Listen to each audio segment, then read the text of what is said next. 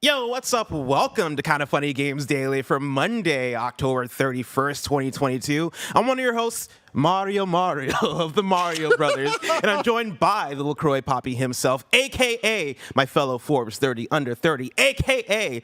Cyclops of the X-Men. Let Tim host. Let Cyclops host? I don't even know. Does Cyclops even have like a go-to line? He's just out here optic blasting. He's out here just letting that thing fly, letting that thing sing. Letting that thing sing. Let's make eye contact. I'm Cyclops. I love this. I love this so much already. What a day. What a Halloween. Happy Halloween to you, blessed, and happy Halloween. Happy Ween to all of you at home. Okay? Tim, how was your Halloween? It was fantastic. We got to celebrate it together at Kevin's house. Kevin threw a dope little shindig, a little Halloween fiesta in his backyard. He did. And we had a lot of fun. Let me tell you, don't drink the punch at Kevin's Don't drink fiestas. the punch at a Kevin party. That punch knocked me the fuck out. I woke up yesterday feeling like a different person and not in a great way. I wandered into the living room. Michael Hine, my roommate, was there as well. He was like, "Hey, bro, how you feeling?" And I was like, I'm doing good. And I was like, I'm not doing good. I'm not doing good. I was so hungover that I lost my voice. My favorite I didn't thing know that could happen. About a Kevin party is there's always a drink, at least a drink, that he's concocted. And he's like, no, just drink this. Yeah. Here's the thing. Your pee is going to be neon yellow tomorrow, but don't worry about it. It's okay. And you're just like, all right, I guess I trust this. He was right. He was right. Wait, was it neon yellow? I didn't check. Oh, my God. Oh, yeah. I didn't check. And not just like dehydrated yet. It was like neon yellow. It was insane. Interesting. Wild.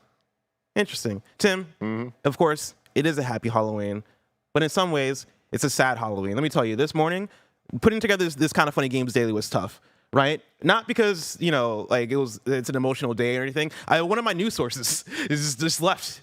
They decided they're gone. They decided they're done. So let's talk about it. Today's stories include Nibel leaving Twitter, EA striking a deal with Marvel, and more, because this is Kind of Funny Games Daily. Each and every weekday at 10 a.m. live right here on youtube.com/kindoffunnygames and twitch.tv/kindoffunnygames. We run you through the nerdy news you need to know about. If you're watching live, you can correct us when we get stuff wrong by going to kindoffunny.com/you're wrong. If you don't want to watch live, you can watch later on youtube.com/kindoffunnygames, or you can listen later on podcast services around the globe by searching for Kind of Funny Games Daily. Remember, you can use Epic Creator Code Kind of Funny on all Epic Store and Epic in-game purchases like Rocket League and Fortnite to help support the channel.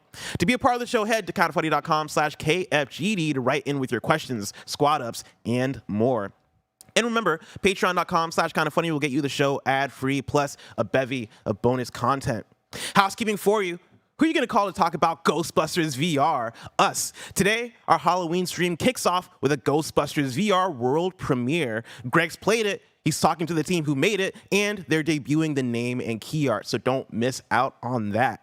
And then the first of 4 Kind of Funny special presentation videos from Barrett Courtney is coming out this Wednesday. You can join him for a YouTube premiere at 9 a.m. Pacific time on youtube.com/kindoffunnygames as he tries to answer the question, has Kratos truly changed over the course of the last 17 years? Barry, give us a hint. Nod yes if he has changed. Give me a shake your head no if he hasn't. I'll have to wait and see. He's not doing anything. He's not even sure. He himself doesn't know. He won't know until Thursday. He's still working on the Some would script. say it's a complicated question and a complicated answer. Whoa. Wow. You're going to have to tune in this Wednesday to figure that this Wednesday to figure that out. Again, 9 a.m. youtube.com/kindoffunnygames. Thank you to our Patreon producer, Fargo Brady on YouTube. Today we're brought to you by Wondery, Rocket Money, and Chime, but we'll tell you about that later. For now, let's begin with what is, and forever will be, the Roper Report. It's time for some news. We have 6 stories today. A baker's dozen. Starting with our number one. Tim, we lost the real one. We did. Today. Prolific game news account, Nibel, has quit Twitter. I'm pulling from Andy Robinson at Video Games Chronicle. At Nibelian, one of the most prolific sources of video game news on Twitter, has announced that he's leaving the platform. For several years, Nibel has been one of the most popular sources for game news on social media, with over 400,000 followers, including the industry's biggest game companies and personalities. In recent months, Nibel launched a Patreon to help fund his Twitter posting, citing issues with his professional life. Despite backing from some of the industry's most recognizable figures, such as the Game Awards founder Jeff Keighley, Nibel said on Monday he had not raised enough to make running the account sustainable. At the time of publishing, Nibel's Twitter account has been locked, and a message on his Patreon claims paying users will be refunded where possible. Quote, "Today, I'll move on from both Twitter and Patreon. There won't be any games coverage from me on either platform, Nibel wrote in a Patreon update. Quote, I've learned a lot in a short period of time. Unfortunately, I was not able to create an interesting and sustainable Patreon, which is evident in the number of patrons stagnating during the first weekend, and the first of many pledges being deleted during the first week. Quote, I have miscalculated the value of my Twitter activity and realized that it is nothing worth supporting by itself for the vast majority of people. It is not me who is popular, but it is the work that is useful. It is not valuable by itself, but a comfortable time saver, and I get that now. I was unable to create a reliable revenue stream, but I'm still happy I gave it a shot. And I want to thank everybody on here who gave me a shot as well. I'll look into refunds for recent payments, have already deactivated the billing, and will likely close this page this week, end quote. Nibel has voiced issues with the Twitter platform in the past, such as the problems impersonating accounts have caused him due to being unable to gain account verification. Quote, I don't think that Twitter has yet experienced good leadership, and this trend will not change with Musk either. I do not trust the platform, Nibel wrote. Quote, I do not trust Musk and his seemingly infinite immaturity. I do not think Twitter will fall apart instantly, but that it could die a slow death. Why waste more time? End quote. Tim, a very sad news story. It really is, man. Nibel, whoever he is, she is, whoever they are out there, was doing such good work the last couple years to the point that it was shocking how fast and high quality the reporting could be. It was always just curation of what others were saying, very rarely, if ever, like actually breaking the news themselves. But they were always first. They were always like the best source to go to get the most concise version of whatever just happened. Whether it was a showcase, you can go to a thread and see every single announcement made. Whether there's like great deals out there, they would always do a great job of like focusing you to where you should be looking to get the things. It was always just so impressive. And I have often sat there and thought, like, how do they do this? Because, you know, you and I, we love video game news. Like, we consume it. We look at every website that there is. There's a ton of forums out there, message boards, Reddits, all the things. But despite that, despite feeling like I'm tapped into every outlet that there is to get this information, like, I feel like we are at the source, as close to it at least as we can be.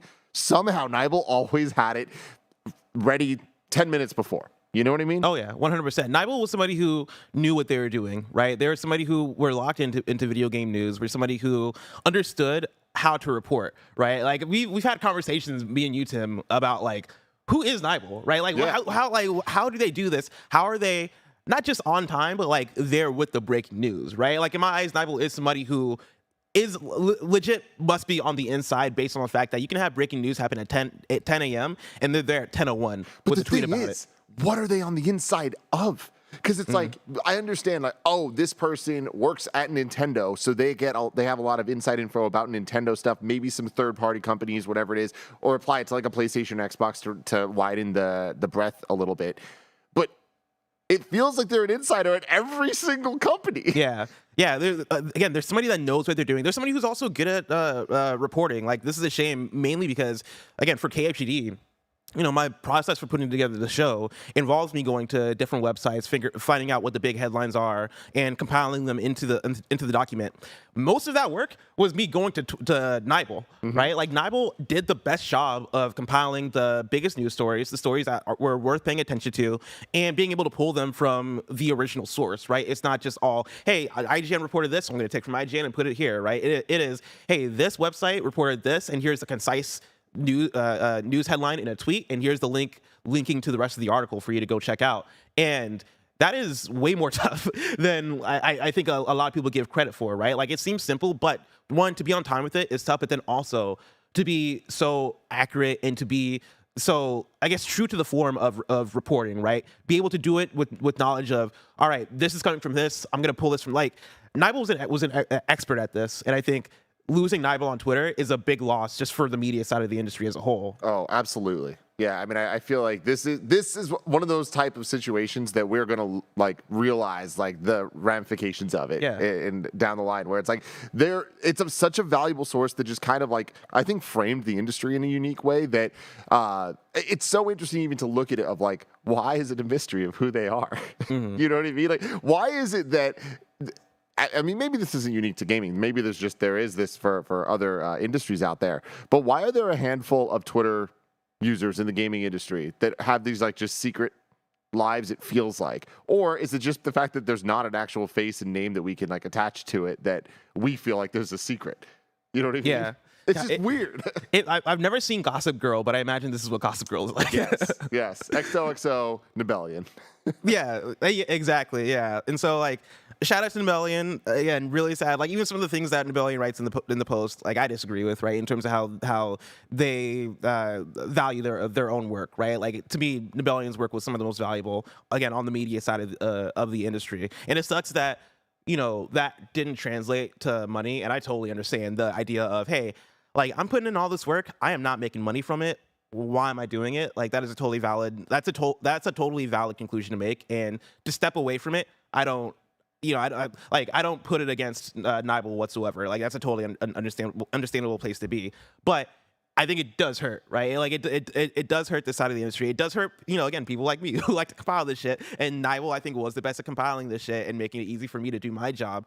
But it also just sucks in terms of where Twitter is at as a space now. There's been big changes. Of course, Elon Musk has fully bought Twitter now and has control. And there have been the news stories about the changes that are being made, right? And like going into it, it was one of those things where I'll see people tweeting now about like, oh man, I'm leaving Twitter. Twitter's it's going to hell, all this shit, right? And I'm like looking at it, I'm like, oh man, yeah, it does suck that Elon Musk is buying it, but like, is it that bad? Is that bad for real? And then you look at the last week and I'm like, oh, yeah, people were right. Like this shit sucks. The $20 for verification thing, that sucks, right? Like the unbanning of hella accounts on Twitter now, that fucking sucks, right? Like Twitter, I'm worried about where the platform is going, and I don't fault Nibel for being like, I'm out of here. This ain't the place for me anymore.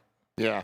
A bummer for sure, and I don't think that they will ever be replaced because it was such a unique function in the industry. But for sure. Thank you for the years of work, whoever you are. We salute Nibel. You, Nibel. I take my Mario hat off to you, Nibel. Story number 2. Electronic Arts strikes a 3-game deal with Marvel. This comes from Lucas Shaw at Bloomberg. Electronic Arts will develop 3 video games inspired by Marvel comic book characters after forging a deal that gives the company access to the most popular entertainment franchise in the world. The first game EA is making is based on Iron Man and announced last week. EA plans to create a single-player action-adventure game that features an original story based on Iron Man's history. EA didn't provide details about other characters it plans to use or give a release timetable. EA has also partnered with Disney's Lucasfilm to make games set in the world of Star Wars, such as Star Wars Battlefront and Star Wars Jedi Fallen Order, that could serve as a model for EA's relationship with Marvel, which has licensed its characters to several video game publishers over the last few years. Quote, "We have an intentional, deliberate strategy to have a balanced portfolio," says EA's Laura Meal. Quote, "There will be Marvel fans who don't play other EA games. That's been true with Star Wars," end quote. Tim Geddes, of course, Iron Man was announced, a few months ago from EA at this point. Mm-hmm. Black Panther was reported, right? They've not officially announced it, but it seems that EA is also working on an open world Black Panther game, which I imagine those make 2 of this 3-game deal.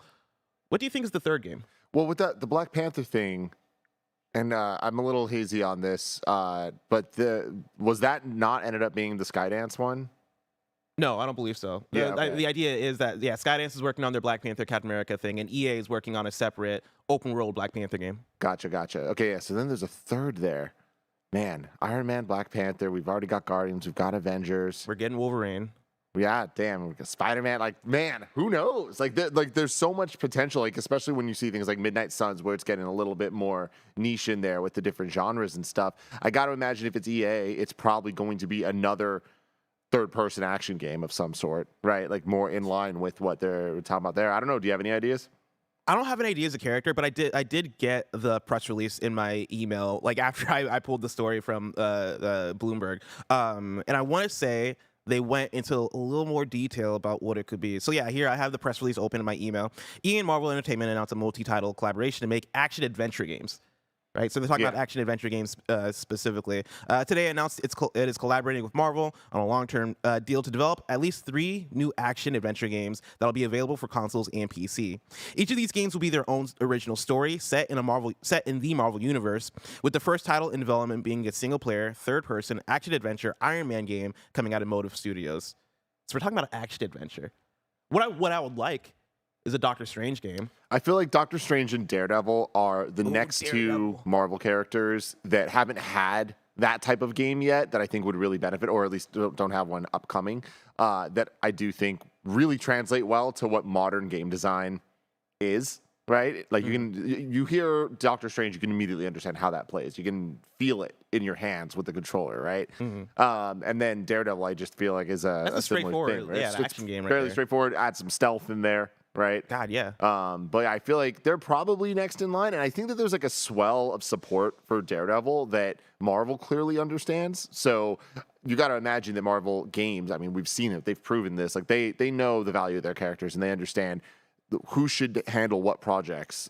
So the fact that they're partnering with EA is interesting after how EA has handled Star Wars, which I think we can all say wasn't perfect, but it also wasn't all misses. Like we need to remember that it wasn't for the fact that there was Battlefront 2, there was also Jedi Fallen Order, right? So hopefully we're kind of seeing like the new path forward for EA for these type of games, seeing the value of these, especially seeing that Jedi Survivor's coming out next year as well. I'm hoping that these Marvel games are more in line with that. Yeah, and I think they will be. We've been talking about it a lot with the bigger publishers and where their space is at in the industry, right? And some publishers coming back around like Capcom, and now I would say Capcom is probably in one of the best places they've been at in terms of success, right? When you're talking about Monster Hunter, when you're talking about this next Street Fighter game, how incredible it looks, when you talk about Resident Evil and where that's gone, right? Like Capcom is in a very good place. Ubisoft, however, when we talk about Ubisoft, there's always this downer tone of, oh man, but what are they doing, right? Like what wins have they given us lately, right? Like when you look at the wide swath of the games they're putting out, what are they doing? EA is one where EA historically have been on that downer side. Gamers in the audience love to hate on EA, and you know that's not all unwarranted, right? EA is a company that we associate with the annualized sports releases, right? And it's like, okay, man, you guys really like milking this stuff. Oh man, EA canceled Visceral Star Wars game because it's single player. Oh man, that's weird, right? EA we associate with such weird decisions. Like we're talking about this, right? Star Wars Battlefront 2 at launch was such a disaster with the loot boxes. That said, I think EA is on the verge of making a turn, and I do think that a lot of that I would chalk up to Respawn as a studio and how Respawn has seen such success with EA, right? And people like where EA gets a lot of bad talk, Respawn gets propped up and praised because Respawn puts out Titanfall 2, a game with excellent single player and excellent multiplayer. They put out Apex Legends, an excellent battle royale game. They put out Jedi Fallen Order, an excellent single player licensed Star Wars game, probably one of the best Star Wars games we've gotten in a minute. And I think EA looks at that and probably wants to replicate that. And I think that might be the heart of what this Marvel deal is. I think they want to replicate what they've done with Star Wars, with Respawn, with other studios in EA. Totally. I mean, even them like working with Hazelight, right, and like getting things like It Takes Two and that type of smaller experience that I'm winning Game of the Year awards, right? Like EA, they are in an interesting place when you even look at the eras of EA where they've had their mistakes. They've always focused on the sports titles. There's like a heavy focus on mobile titles in E3 press conferences that never felt like they were like being heard by the right market or whatever, but they're making a ton of money. But then you start looking at it year after year, and I feel like even in the most recent years, EA's presence at EA Play, even their own showcases, it's not like they're coming out with like a ton of games. Like I feel like we've already seen their strategy start to shift. And I think that you're right that we have the potential that in the next year or two, they could have a showcase that has like a lot of really solid titles that we're excited about that aren't just like the old school EA, like, oh, it's just all the stuff you expect. It's like, oh, it's the stuff we want. Because like early, I want to say maybe mid PS4 era, right? When you think of an EA E3 press conference, I think you sit there and you think of, all right, we're going to see Madden, we're going to see FIFA, and we're going to see a Star Wars Zombies. Plants vs. Zombies, right? A Star Wars Battlefront, and like even that it ends up not being as exciting as it should be. But now, when I'm thinking of EA, right, we're talking about an EA that is about to bring back Dead Space with a Dead Space remake. We're talking about an EA that is about to bring back Skate. Skate 4, baby. Yeah, like this is an EA that is now looking at what the audience wants and is reaching back and giving us what we want, right? And I'm hoping that this stuff pans out well. So far, it seems so good in terms of Jedi Fallen Order and those types of games. I'd imagine that Dead Space remake is going to be good. The game looks good. I forget if one of us Mike previewed it. And Greg, yeah. And Mike and Greg seem to have really good impressions on it. they're being very transparent with this new skate game, and they're saying a lot of things that we like. Of course, they also said free to play, which I know a group of people don't like, but I personally think that might be to the benefit of a new skate game.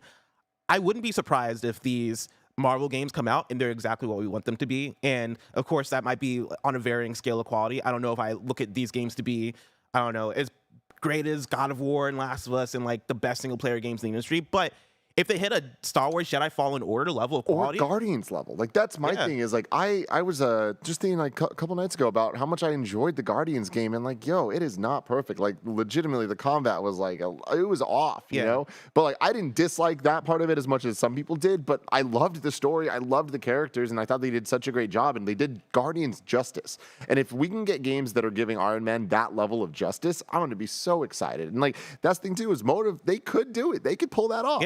Yeah, I mean, Motive could do it, right? When you're talking about this Black Panther game that's, again, reported, not officially announced yet, that seems like it's being made by a new EA studio, which is like, yeah, you guys are making new studios to work on single-player open-world games.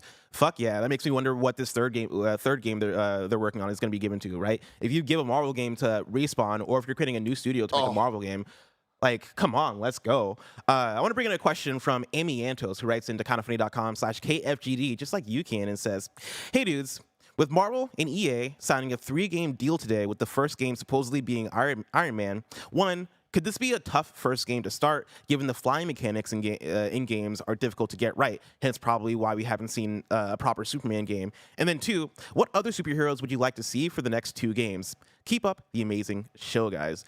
So to start with the first one, could this game be a tough first start, given the flying mechanics in games are difficult to get right, hence the probably why we haven't had a proper Superman game?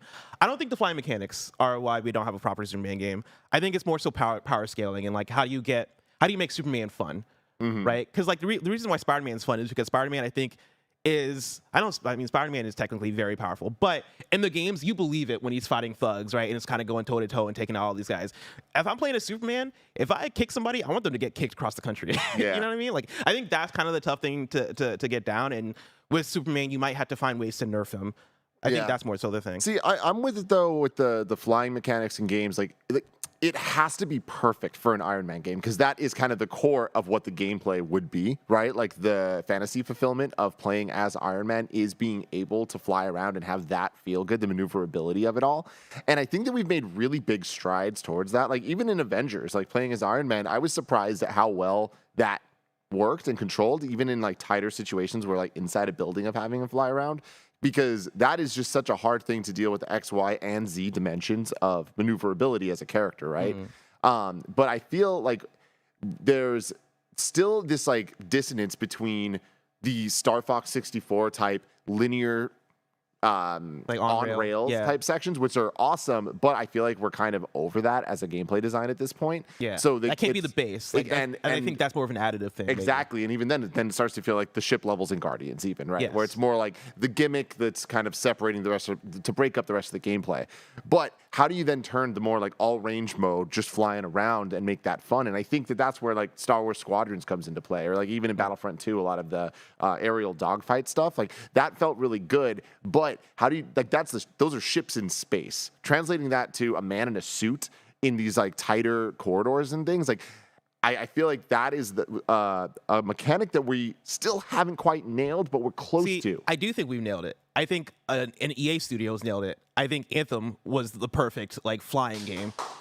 Thank you. That's Greg Miller in the back. That's Greg Miller in the back. I think Anthem absolutely nailed how flying should feel, especially in a suit like that. Like, it's almost 1-for-1. And I really hope that Motive, while they're working on this Iron Man game, are talking to BioWare to like see, like, hey, you know, share with us that tech, share with us the techniques you use to make sure that felt right. And I think in that case, right, if it is if this Iron Man game, let's say, is an open world, let's say it's zone-based in the way that I forget if Anthem was zone-based, but I'm assuming Anthem is zone-based. Let's make it.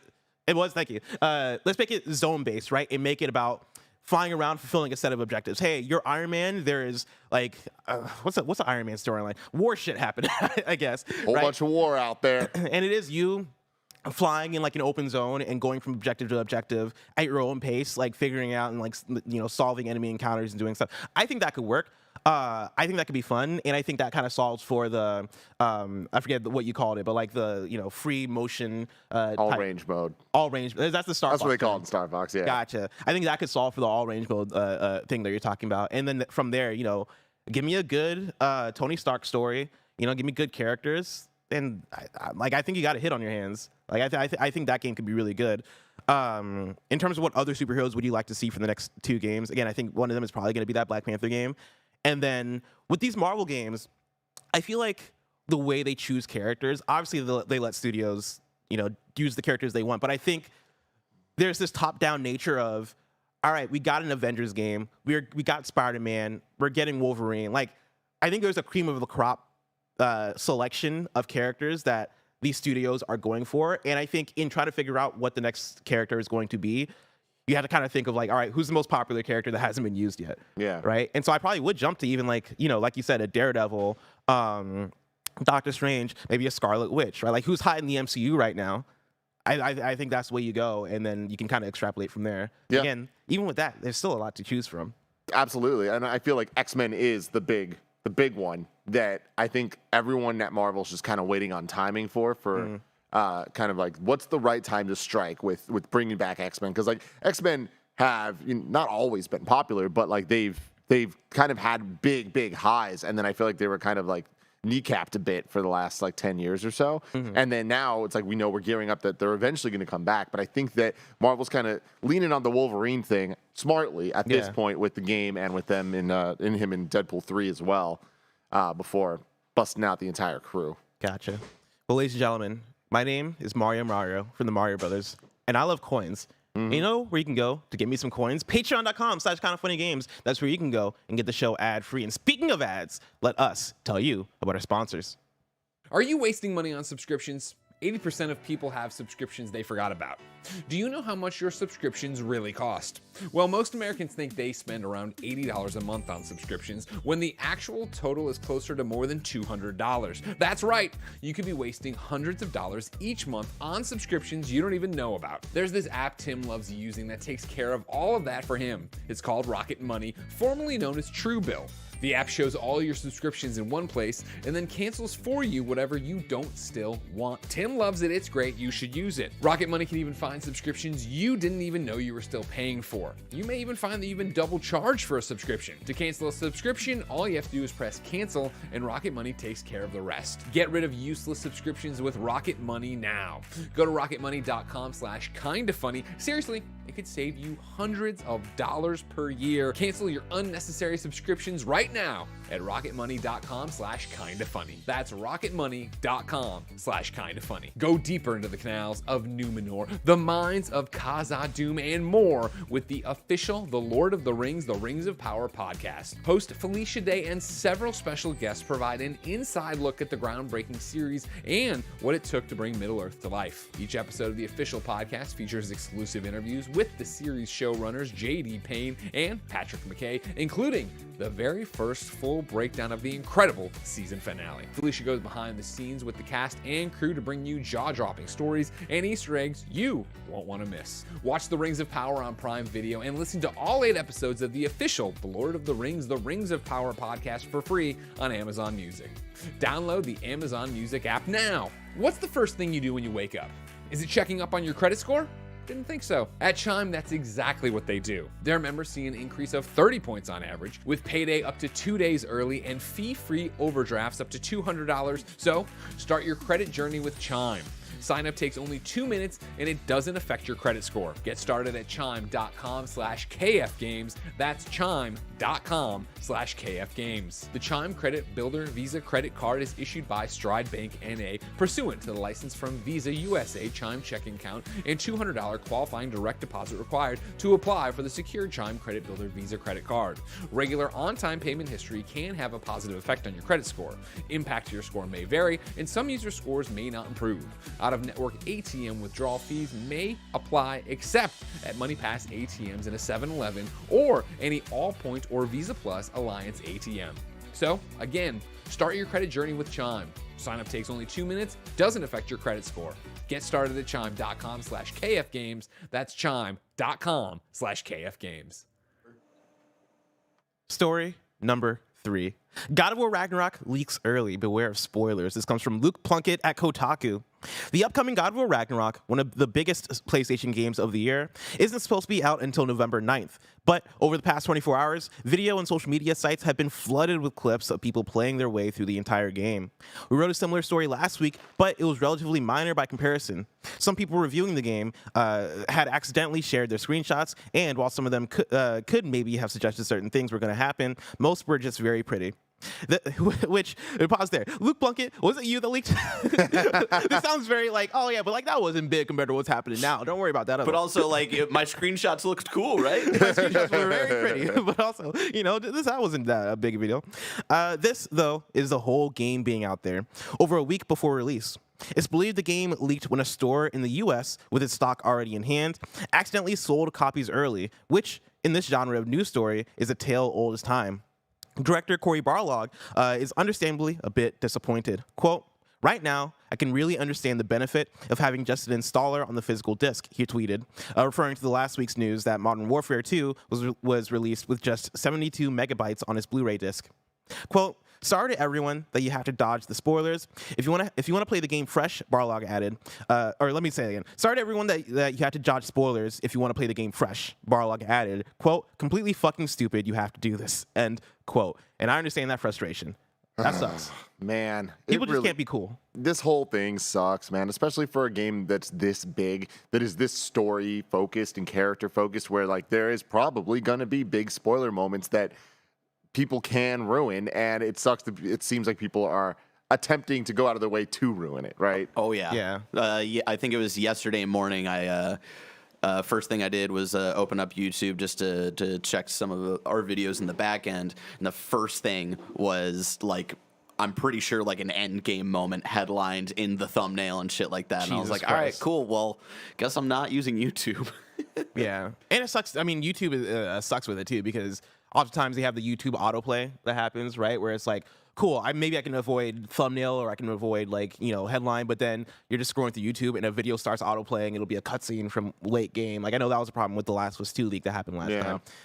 Definitely unfortunate shit, man, and this sucks for everybody involved, and it's extra unfortunate because we're so close. You know? Right. And it's like it's games leak like this all the time, and it sucks. But it sucks most when it is a game that like people are looking forward to and do not want to be like ruined for this shit. Like this is one of those big cultural like moments in the entire games industry, right? Like everyone is looking forward to God of War Ragnarok, and so this is very, very sad, and it's unfortunate to see even like Corey be upset about it. It's like that sucks, you know, like to pour that much. Because you got so far too, right? Like you got a week before release, right? Everything's going well. You know, a reviewer fucked up, but like, all right, at least it doesn't seem like that big of a fuck up according to Luke Plunkett. But then you get to a week before it, and a store broke the date. Like that's the thing that is now like causing the floodgates to open and spoilers to be out there. Like it's such a bummer, right? Like, God, I feel for the team, but also be cool out there, right? Like if you're out there and you got an early copy to a game, like, yo, just be cool. Like you're in a special spot where you can play a whole game right now and nobody needs to know, right? And you're out here just ruining it for everybody. You're being nefarious. Get out of here. Stop doing that. Have fun. Be cool. Just have fun and be cool. Story number 4. Phil Spencer acknowledges it's been too long since Xbox's last big first-party game. This is Andy Robinson at Video Games Chronicle. Microsoft's head of gaming has acknowledged it's been a quiet year for Xbox first-party games, but claimed that 2023 will be far busier for the platform holder. By the end of 2022, 5 games will have been published by Xbox Game Studios this year, but only one of those, Obsidian's Pentiment, will be an all-new game developed internally. The others are indie-developed As Dusk Falls, a Forza 5 expansion, an Age of Empires re-release, and Obsidian's Grounded, which has been in game preview for 2 years. Quote, "One thing we've definitely heard out loud and clear is it's been too long since we've shipped what people would say is a big first-party game," Phil Spencer said on the Same Brain videocast. Quote, "We can have our excuses with COVID and other things, but in the end, I know people invest in our platform and they want to have great games," end quote. Spencer went on to claim that the 2023 lineup would be far stronger for Xbox, and that the sort of pandemic-caused production delays, which saw its original big holiday release Starfield pushed into 2023, were now in the rearview mirror. Quote, "We're excited about 2023, and we've talked about games that are coming," he said. Those games are tracking well, and we're out of what COVID did to the production schedule. And as an industry, we have fewer games this holiday than we've had in a while. when you just think about launches. Call of Duty is coming, God of War is coming, which is great. Nintendo's had a good year, but in general, I would say we've been a little light. But I look at 2023, and there's a great lineup of games coming that I'm excited about. Getting our first real Xbox first-party games out of Bethesda, having them ship Redfall and Starfield will be a lot of fun. End quote. Blessing. Tim? They've been setting up the dominoes. They have been. And at some point, they're going to hit them over and all the games are going to release. Phil Spencer says it's 2023. Yeah. Do you believe him? I don't know. You know, like that's the thing is like this news story. I feel like you can just like replace this any year and it's been the same thing, right? We keep saying this, but at some point, the dominoes are going to tip and it's going to start and the games are going to actually be rolled out. Will 2023 be that year? My heart says yes, but my heart's been wrong before. Yeah. Plus. I mean, Starfield has to come out, right? And I think that's the big one right now. That's the big Xbox game that's on the horizon. The last time we said that an Xbox game has to come out, it was Halo Infinite. You know what I mean? Yeah, it's like I know what you mean. Like at some point, it's like they have to come out and they have to be as good as they need to be. For sure. And like, I would put money that Starfield comes out next year, which I know is like, again, a thing we've been saying. Starfield was supposed to come out this year, but I think this one's gonna happen. The question for me is it gonna be as great as it needs to be as a big Bethesda Game Studios single player brand new IP RPG?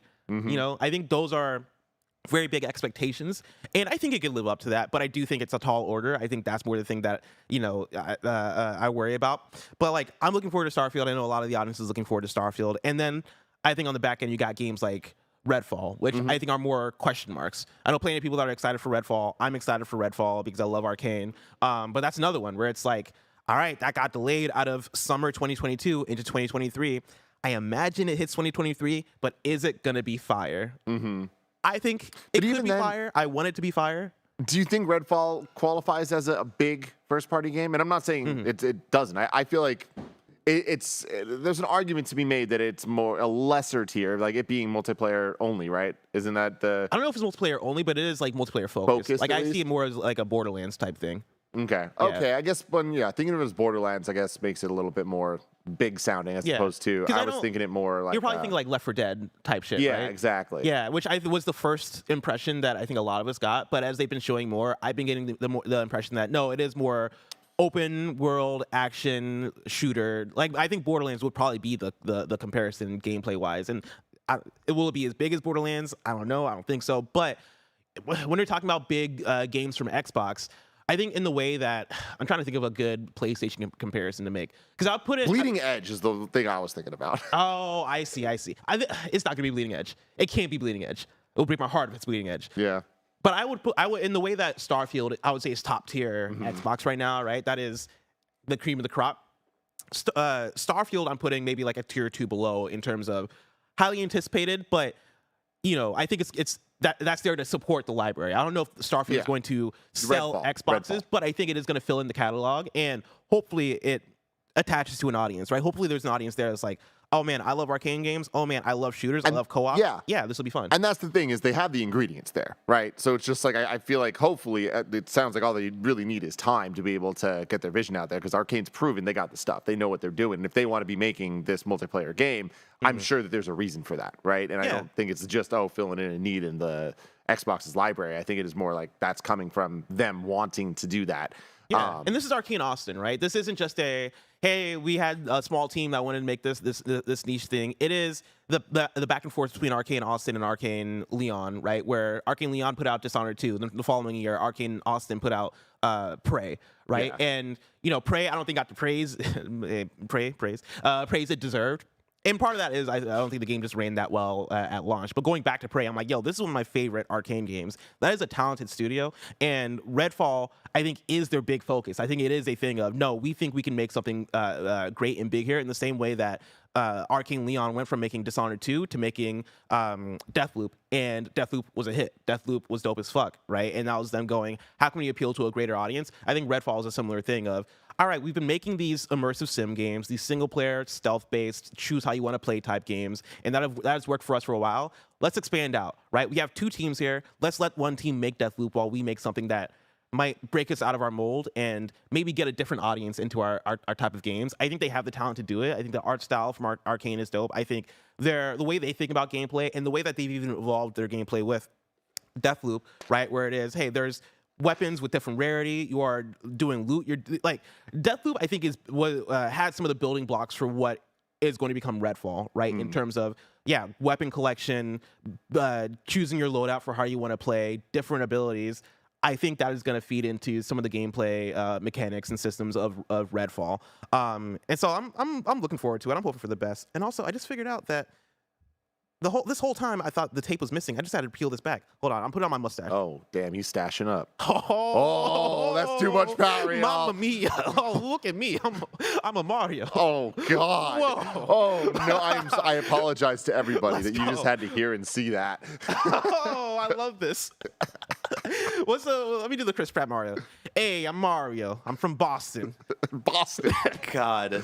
I'm from Boston. You might be the worst impressionist we know, Bless. Yahoo, Barrett. You know what I mean? Yahoo, Barrett. Yahoo. How you feel about that? I hate it. My God. Oh man, I'm glad I made the mustache work. So looking at this, it's interesting. We're talking about 2023 for Xbox, and the Starfield, there's Redfall. We know there's going to be a lot of just support overall when it comes to Game Pass, and with everything that Xbox showed at the showcase this year at Summer Game Fest, they were like, this is the next year. So we kind of have it spelled out for us, right? On the PlayStation side of things, it's pretty wild to think that we're getting God of War and Horizon both in the same year. And PlayStation's been pretty good about having multiple, like at least one or two, or at least two, I would say, of like their bigger titles every year. Do you think that that's going to continue for the PlayStation side next year? They're talking about Spider-Man. I think Spider-Man 2 is going to hit next year.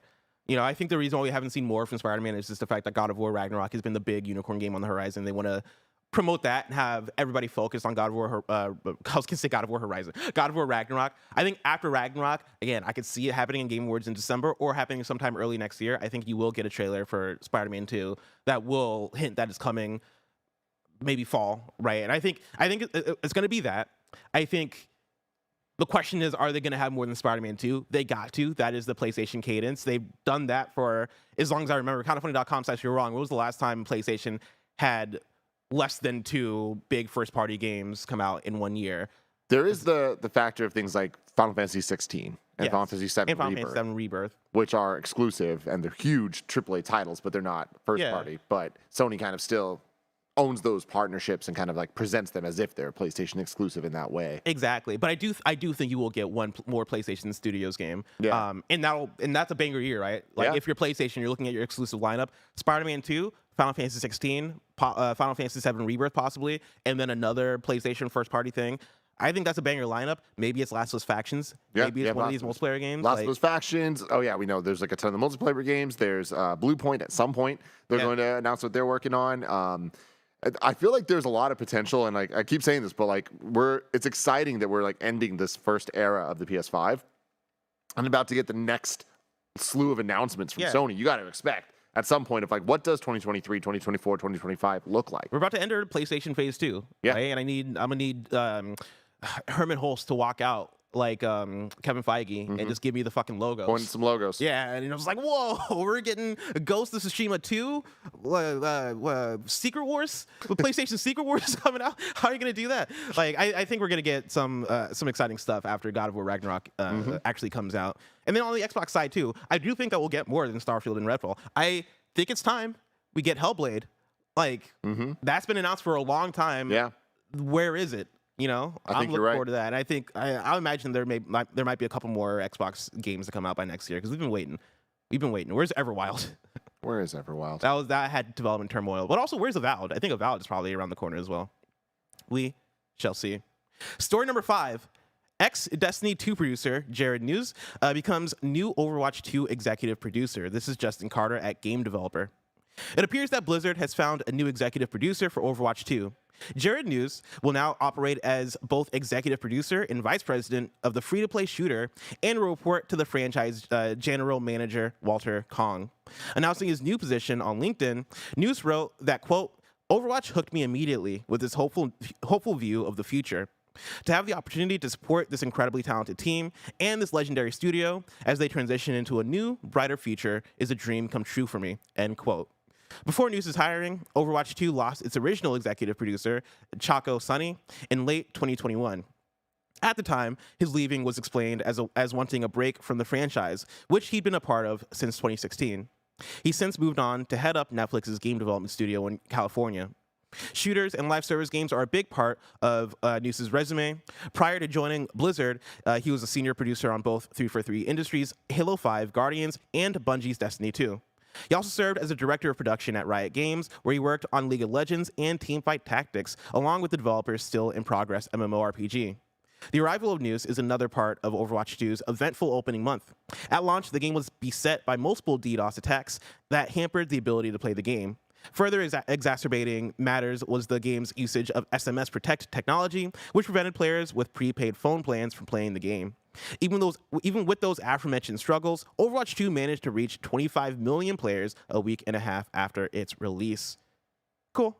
Congratulations, Jared, on your position at Overwatch 2. Overwatch 2, I hope, makes bigger waves. Yeah. Like, I know I just read the 25 million number, and I think with it being Overwatch, it being Overwatch 2 and it being free to play, 25 million doesn't surprise me. I hope it has more staying power, right? I hope Overwatch 2, once we get into next year and we see like more seasons and we see more battle passes and stuff, I hope it keeps in the conversation the way that Fortnite does, right? Like, it's Overwatch, so like it already has that power going for it, but I've not been blown away by this launch, to say the least. And like I'm seeing some of that sentiment around right online. I think a lot of people were hoping for more. And again, I think there will be more when you're talking about the single player mode that's eventually going to come out for it. I think that'll help it make big waves. But yeah, I'm hoping for the best for Overwatch 2 right now. That's where I'm at. Me too, Les. Me too. Let's round out the Ripper Report with story number 6. Tim, have you heard of Riven?